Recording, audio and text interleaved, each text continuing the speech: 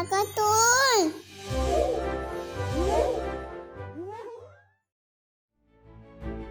ඔන්න එකමත් එක කාලෙක මහ කැලෑවක් අයිනට වෙන්න තිබුණ පුංචි ගමක හරිම ලස්සන පුංචි ගෑන් ළමයෙක් ජීවත් වුණා.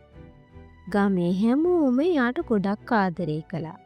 දවසක් එයාගේ ආච්චි අම්මා එයාට තෑග්ගක් විදිහට රතු පාට ලස්සන හැට්ටයක් දුන්නා. මේ පුංචි ගෑනු ළමයා ඒ රතු පාට ලස්සන හැට්ටට ගොඩාක් ආසයි. ඒ හින්දා හැම තිස්සෙම එන්දේ ඒ රතු පාට හැට්ටේ. ඒ නිසා ගමේ හැමෝම එයාට රතු හැට්ටකාරි කියලා කතා කරන්න පටන් ගත්තා. දවසක් උදේ එයාගේ අම්මා එයාව ළඟට අරගෙන මෙහෙම කිව්වා. "දුවේ, අද ආච්චි අම්මා ඉන්නේ ටිකක් අසනීපේ. ඒ හින්දා ඔයා මේ කෑම කූඩෙත් අරගෙන ආච්චිව බලලා එන්න යන්න. මේකේ පාන්, බටර්, මී පැණි තියෙනවා.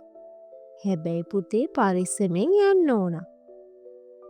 පාරේ යනකොට නාඳුනන අයත් එක්ක කතා කරන්න එහෙම එපා. පාරෙන් පිට යන්නත් එපා."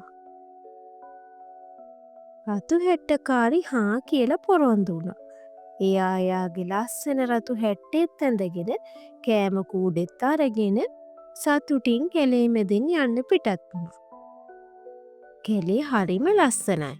කුරුල්ලෝ සින්දු කියනවා. ලස්සන මල් පිපිලා තිබුණා.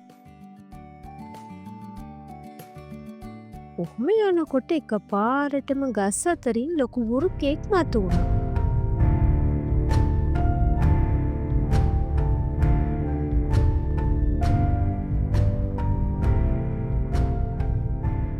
වෘකයා ඇහුවා ඔයා මේ කොහෙද යන්නේ කියලා. අම්මා කියපු දේ අමතක කරපු රතු හැට්ටකාරි වෘකයාට විස්තරේ කිව්වා. "මම යන්නේ ආච්චි අම්මලාගේ ගෙදර. එයාට අසනීපයි.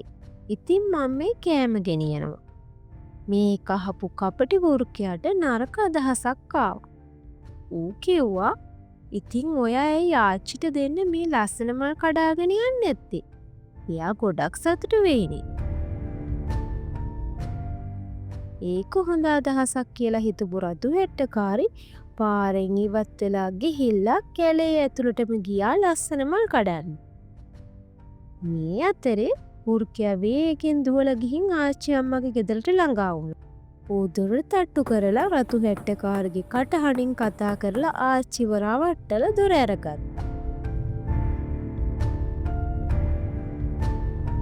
ඊට පස්සේ මේ නපුරු වෘකයා ආච්චි අම්මව අල්ලලා කාමරේ තිබුණු අල්මාරියකට දාලා හිර කළා. ඊට පස්සේ ඌ ආච්චි අම්මගේ ඇඳුම් ඇඳගෙන ඇඳට පැනලා රතු හැට්ටකාරි එනකම් බලාගෙන හිටියා.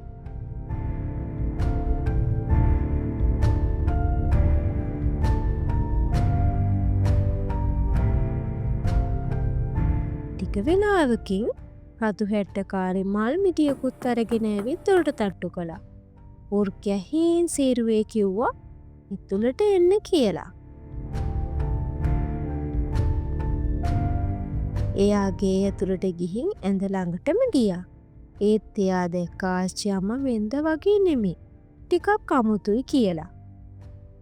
එයා ඇහුවා, "අනේ ආච්චි, ඇයි ඔයාගේ ඇස් ඔච්චර ලොකු?" වෘකයා කිව්වා, "ඒ මගේ මිනිබිරිව හොඳට දකින්නනේ." ඊට පස්සේ එයා ඇහුවා, "අනේ ආච්චි, ඇයි ඔයාගේ කන් මෙච්චර ලොකු?" වෘකයා කිව්වා, "ඒ ඔයා කියන දේවල් හොඳට අහගන්නනේ." ඊට පස්සේ එයා බයෙන් වගේ ඇහුවා, "අනේ ආච්චි, ඇයි ඔයාගේ දත් මෙච්චර ලොකු?" එතකොටම වෘකයා කෑ ගහලා කිව්වා, "ඒ ඔයාව හොඳට හපලා කන්න." එහෙම කියලා වෘකයා ඇඳෙන් පැනලා රතු හැට්ටකාරිව අල්ලගන්න හැදුවා. රතු හැට්ටකාරි බය වෙලා "බේරගන්නෝ" කියලා කෑ ගැහුවා. ඒ වෙලාවේ ළඟපාත දර කපමින් හිටපු දර කපන්නෙක්ට මේ සද්දය ඇහුණා. එයා ඉක්මනට දුවගෙන ගේ ඇතුළට ආවා. ඇවිත් වෘකයාට ගහලා එලවලා රතු හැට්ටකාරිව බේරගත්තා. ඊට පස්සේ අල්මාරිය ඇරලා ආච්චි අම්මවත් එළියට ගත්තා. බය වුණු වෘක්කි ආයේ කැලේටම දුවලා ගියා.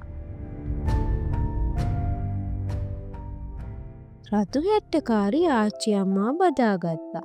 එදා ඉඳන් නාදුනන අයව විශ්වාස කරන්නේ නෑ කියලා එයා පොරොන්දු වුණා. එදා ඉඳන් එයා හැමදාම අම්මා කියන දේ අහලා පරිස්සමින් වැඩ කරා. නෝකයි රතු හෙට්ටකාරිගේ කතාව.